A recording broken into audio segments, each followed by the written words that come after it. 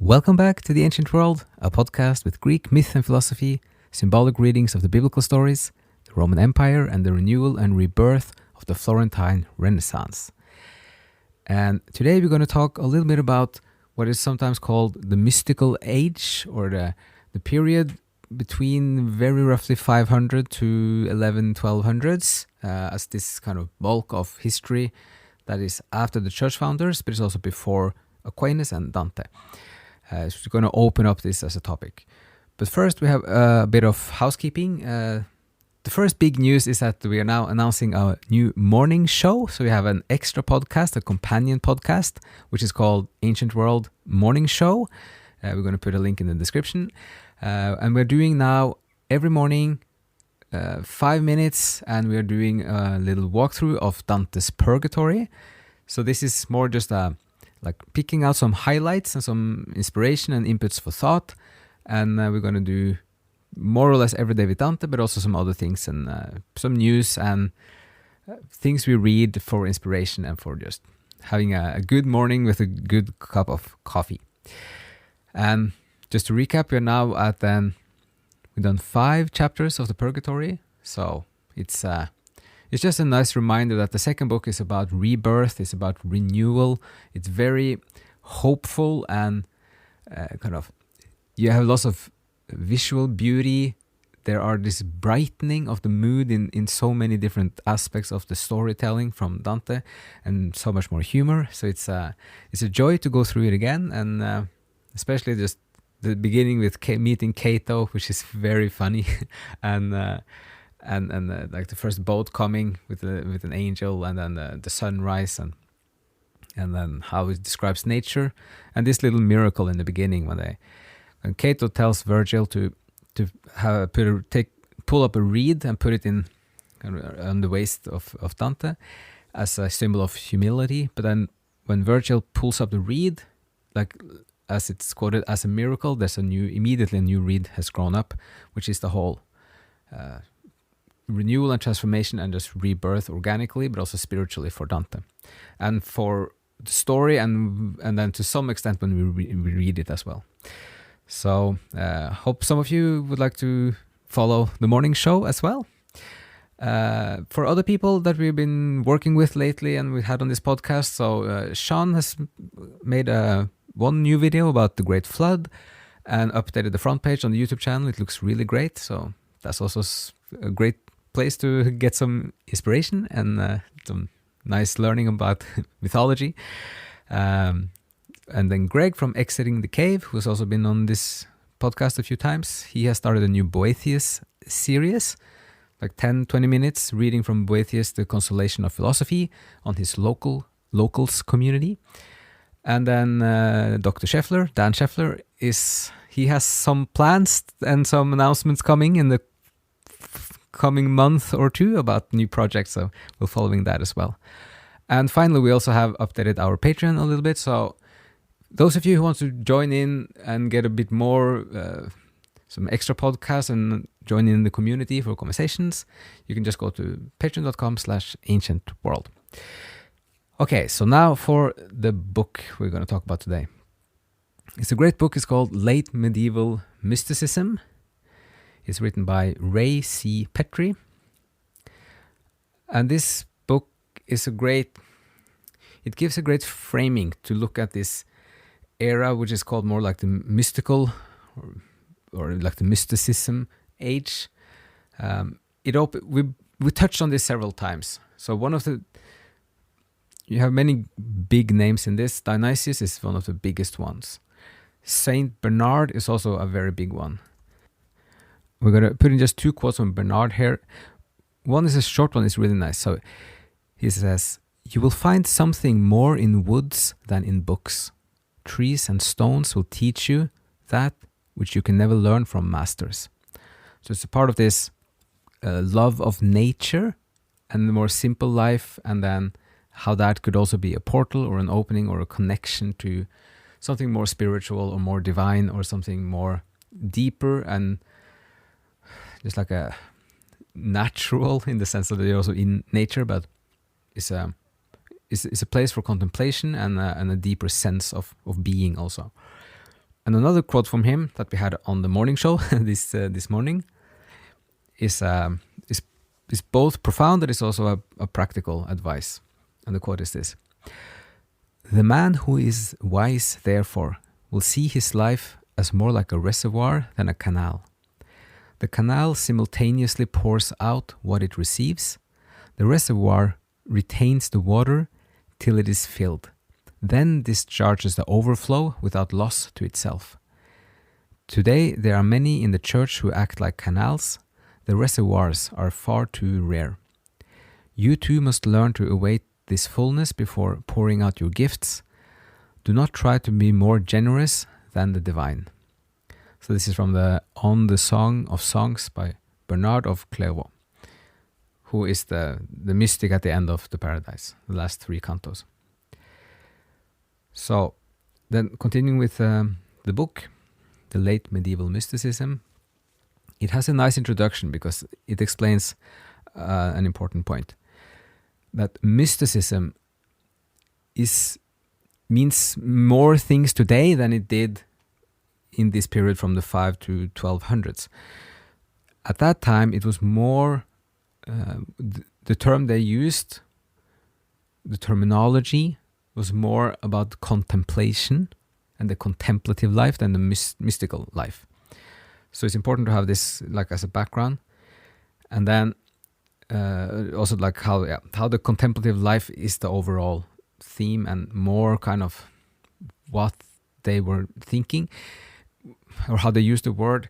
It's also, if for those who listened to the last season, and then when Dante comes to the sphere of the contemplatives and with the ladder as a symbol, and how the monasteries are these kind of glowing and burning spiritual places where people create this connection to the transcendent and to this glowing energy of what is beyond, and expand their spiritual understanding as well as the intellectual and the rational understanding.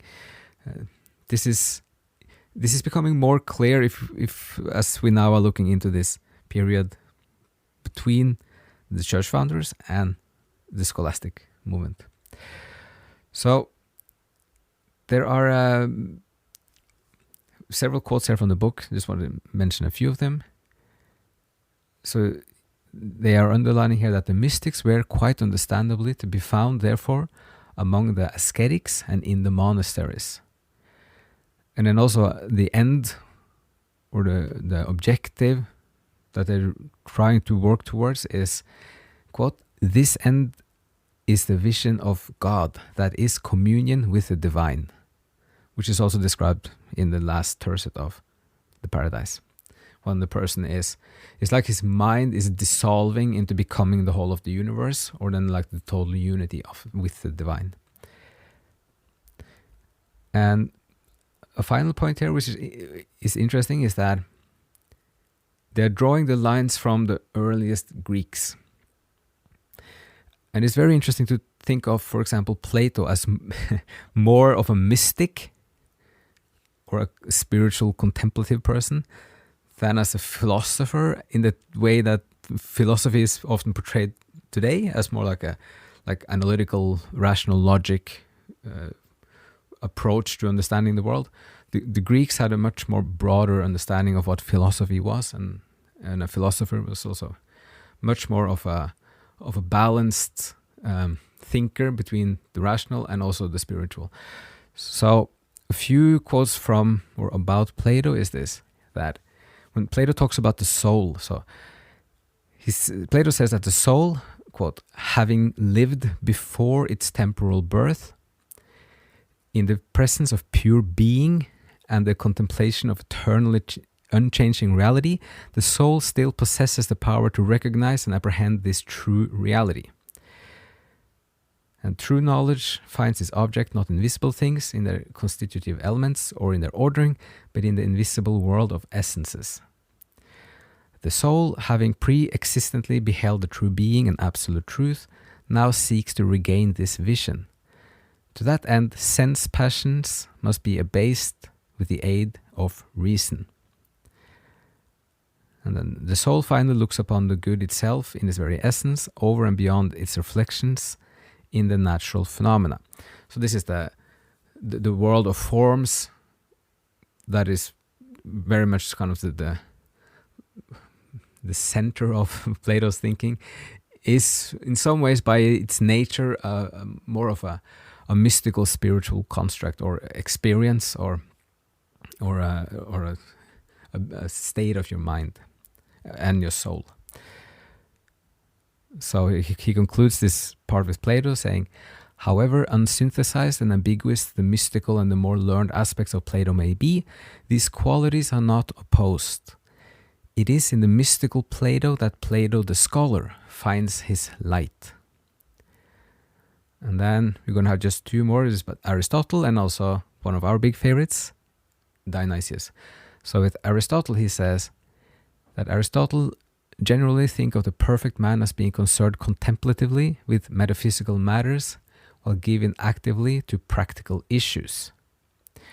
So this Aristotle is concerned about the practical, but he is also acknowledging the metaphysical, and also in the book Metaphysics, the reality of the metaphysical, which is then one place that could overlap with a more mystical, contemplative, spiritual way of thinking about the world. And then we're just going to jump to Dionysius, the Areopagite. So he is around the year 500. And it opens here with, to exaggerate the role of Dionysius the Areopagite in medieval mysticism would be difficult indeed. True mysticism focuses the mysterious decoding of the Christian allegories to the angels know so well. That the angels know so well. Through the angelic beings and in the line of proper ecclesiastical tradition, we may come to know the allegories also. So this is super interesting, both because it's emphasizing the allegories, and also we've been talking and reflecting on the 9 levels of angelical beings, what it means. Like the angels, archangels, like the messengers and the source of the messengers as the 2 lowest levels, and at the top, especially the 2 top levels of knowledge and love, or streams of knowledge and pure love, as the 2 top levels of spiritual beings or forces or just like things that are shaping the world and history and existence, in a sense, like in a broader sense. So this is the beauty of Dionysius. So we're gonna end this episode here. This is just a little taste of, or a little setup of, like the background for a different way of thinking about both this time period between 500-600 to 1100-1200s, and also how you can see what is drawing from the ancient Greeks and gradually in many of the church founders. We might also put in Gregory of Nyssa in this, because he's also often having kind of his main foot is in the more symbolic spiritual. But we also, as always on this podcast in itself, want to keep a balance of being on the secular and the intellectual, and then gradually exploring these other areas. Okay, so that's all we had for this episode. So just want to say, like one last time, if you want to engage with other people who are listening, or have some questions for me, you can just go to the Patreon page and get into the group forum on Discord, and we have already many great discussions there with Greg and Sean, and with Dan as well. So